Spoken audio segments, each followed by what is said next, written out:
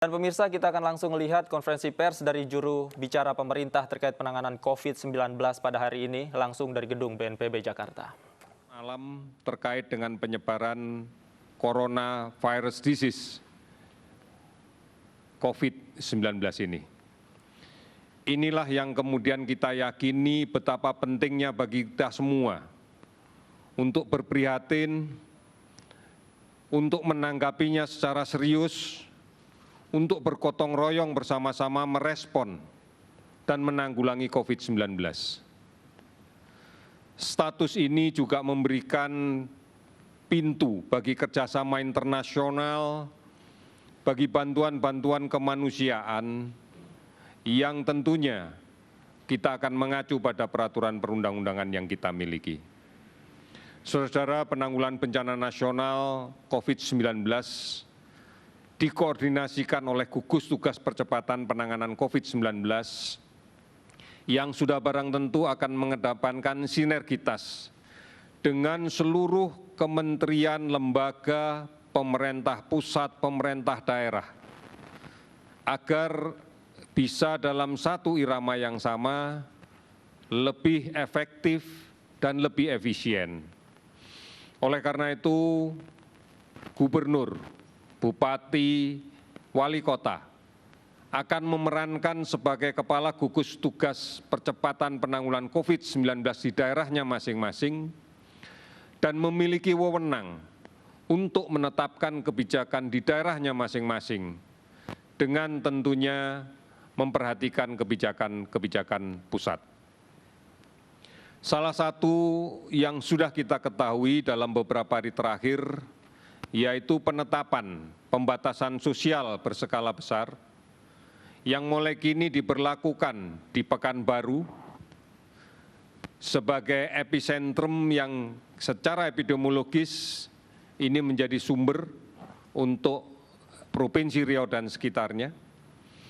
Kemudian juga di DKI Jakarta dengan daerah penyangganya, Kota Bogor, Kabupaten Bogor, Depok, Kota Tangerang, Kabupaten Tangerang, Kota Tangerang Selatan, Kota Bekasi, dan Kabupaten Bekasi. Oleh karena itu, mari kita patuhi ini. Kita patuhi bersama-sama. Kita saling mengingatkan semua saudara-saudara kita untuk mematuhinya secara bersama-sama.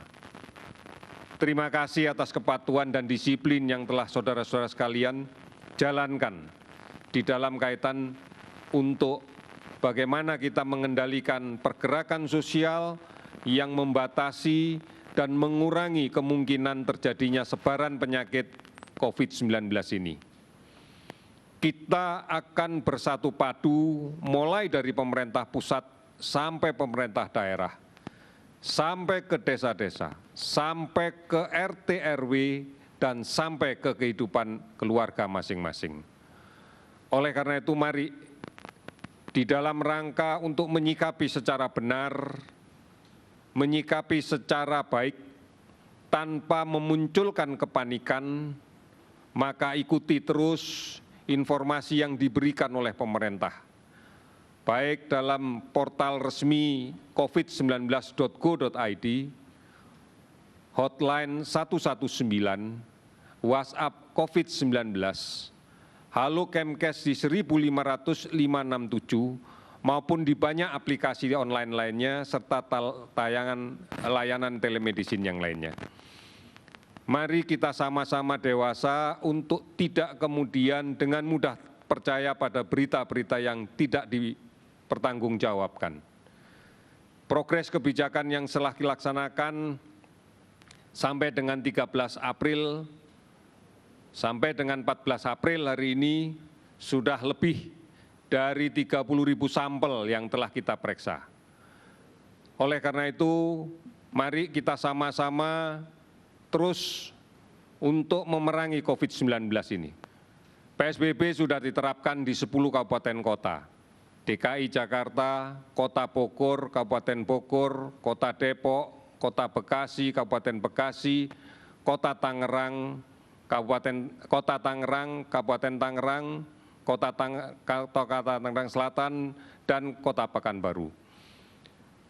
Semua ini dilakukan semata-mata adalah untuk memutus kemungkinan terjadinya penularan dari orang yang satu ke orang yang lain dengan membatasi aktivitasnya. Ini adalah bentuk penguatan dari kebijakan sebelumnya untuk tetap tinggal di rumah, menjaga jarak fisik dalam berkomunikasi, dan kemudian menggunakan masker manakala harus keluar dari rumah. Terima kasih kepada seluruh masyarakat Indonesia yang sampai dengan saat ini telah bersama-sama dengan seluruh saudara-saudara kita di seluruh dunia untuk kemudian menunjukkan kepedulian di dalam penanganan ini. Pada hari ini, setelah ditetapkan sebagai satu bencana nasional, maka seluruh integrasi data yang kita bangun mulai dari desa, kecamatan, kabupaten, kota, provinsi, dan seterusnya sampai ke pusat berada dalam satu sistem, berada dalam satu kendali data, berada dalam satu jaring data, sehingga seluruhnya bisa kita lihat dan kita bisa akses secara terbuka dan bisa dilihat secara lebih transparan. Pada hari ini untuk pengujian antigen berbasis real-time PCR, kita laksanakan di lebih dari 32 laboratorium.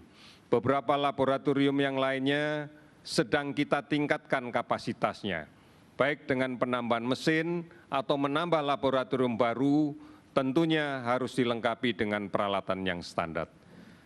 33.678 spesimen yang sudah kita periksa.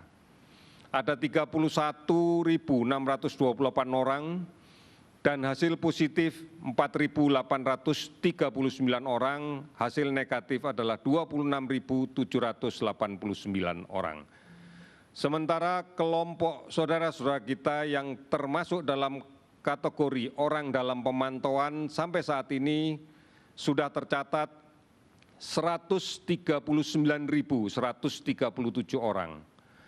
Inilah yang kemudian menjadi perhatian besar kita karena tidak menutup kemungkinan dari saudara-saudara kita yang masuk dalam pemantauan dengan kondisi yang tidak sakit, dengan kondisi yang sakit ringan sehingga bisa dirasakan seakan-akan tidak sakit, berpotensi menjadi sumber penularan apabila tidak segera dirawat dengan baik, apabila tidak segera melaksanakan isolasi diri, karantina diri dengan cara yang sebaik-baiknya. Pasien dalam pengawasan sampai dengan saat ini ada 10.482 orang. Sudah terkonfirmasi positif COVID-19 melalui pemeriksaan PCR real time sebanyak 4.838 orang. Sementara kita bersyukur cukup banyak pasien yang sudah sembuh, sudah ada 426 orang sampai dengan hari ini akumulasinya yang dinyatakan sembuh. Ini yang kemudian kita prihatinkan, masih saja ada saudara kita yang terpaksa meninggal, 459 orang. Data yang kita kaji lebih dalam, ternyata banyak faktor-faktor penyakit komorbid yang menjadi dasar meninggalnya kasus-kasus ini. Di antaranya kita melihat bahwa faktor penyakit hipertensi, penyakit sesak nafas karena ada kelainan pada paru-paru, bisa disebabkan karena asma, bisa disebabkan karena TBC, ini juga menjadi penyebab meninggalnya kasus-kasus COVID-19. Termasuk diantaranya adalah diabetes. Oleh karena itu, bersama-sama kita harus menyadari bahwa masih banyak ancaman penyakit yang berada di wilayah kita, berada di tengah-tengah masyarakat kita, yang bisa menjadi faktor komorbid, pemberat, sehingga menambah jumlah kasus kematian. Kita harus mewaspadai betul di dalam konteks musim pancaroba saat ini, penyakit demam berdarah ini akan seringkali menjadi sangat buruk manakala disertai dengan COVID-19.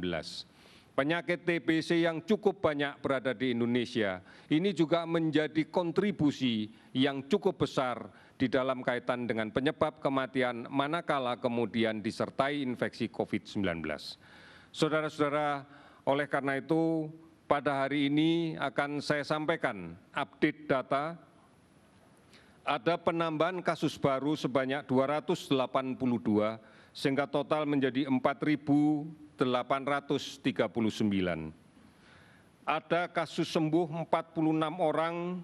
Kalau kita lihat distribusi terbesar, DKI sudah sembuh 163 orang. Kemudian di Jawa Tengah, di Jawa Timur 76 orang sembuh. Kemudian di Jawa Barat ada 23 pasien sembuh, kemudian Sulawesi Selatan 33 pasien sembuh, demikian juga di beberapa provinsi yang lain. Angka kematian bertambah dengan 60 orang pada hari ini sehingga totalnya menjadi 459. Saudara-saudara, yang seperti yang kita ketahui bersama, ini gambaran bahwa penularan di luar masih terjadi. Penularan di tengah-tengah masyarakat masih terjadi. Ada dua faktor besar yang harus kita perhatikan. Yang pertama, masih ada kasus positif tanpa gejala, tanpa keluhan yang masih berada di tengah-tengah masyarakat. Ini menjadi sumber penularan. Kemudian yang kedua, masih adanya masyarakat yang rentan untuk tertular karena tidak mematuhi untuk disiplin tetap berada di rumah, tidak mematuhi menjaga jarak di dalam komunikasi dengan orang lain secara fisik. Kemudian tidak menggunakan masker, ini juga menjadi salah satu penyebab. Di samping kebiasaan mencuci tangan yang belum dilaksanakan dengan baik.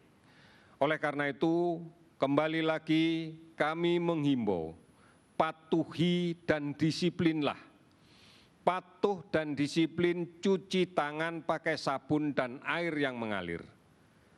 Kita ingatkan semua keluarga kita ingatkan orang-orang yang kita kenal dengan baik, agar rutin melakukan kebiasaan mencuci tangan. Kita mulai dari setiap rumah di tempat kita. Kita mulai dengan tetangga-tetangga kita yang terdekat. Kita mulai di tingkat RT, RW, dan seterusnya. Insya Allah dengan cara ini maka gerakan mencuci tangan akan menjadi budaya yang baik untuk kita. Kemudian patuh dan disiplin pakai masker. Masker kain bisa dibuat sendiri, bisa dilakukan dengan memberdayakan usaha kecil, usaha rumah tangga. Ini menjadi peluang untuk kita semuanya. Kemudian patuhi dan disiplin menjaga jarak aman. Setidak-tidaknya 2 meter dengan orang yang lain. Patuhi untuk disiplin tetap berada di rumah. Semuanya sudah ada di rumah. Lakukan hal penting manakala berada di rumah. Kita sekarang menghadapi musim pancaroba, ancaman demam berdarah masih akan meningkat. Oleh karena itu, berada di rumah dan berantas sarang nyamuk. Bersihkan rumah kita.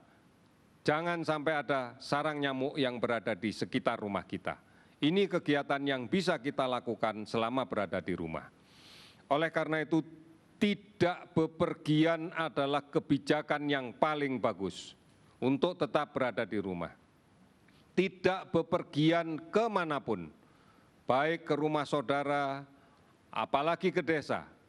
Karena kita tahu saudara-saudara kita, orang tua kita di desa adalah kelompok-kelompok yang rentan, yang apabila terinfeksi penyakit ini akan mengalami perburukan yang cepat dan kemudian akan berakibat fatal.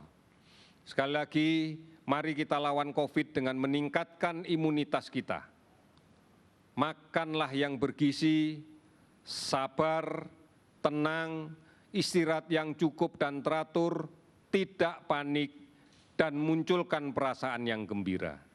Jaga jarak, pakai masker, jangan sentuh mata, hidung, mulut sebelum mencuci tangan menggunakan sabun dan air yang mengalir sampai bersih. Mari bergotong royong dan bersatu. Lawan COVID dari pusat sampai ke desa, sampai ke RT RW, sampai ke rumah tangga kita. Gugus tugas sudah bekerja 1 bulan demi memastikan kita untuk bisa secara bersinergi, bahu-membahu, sistematis memenangkan peperangan kita melawan COVID-19 bersama-sama seluruh kekuatan bangsa kita. Yakinlah Tuhan yang Maha Kuasa pasti akan melindungi kita dan pasti kita bisa mengatasinya.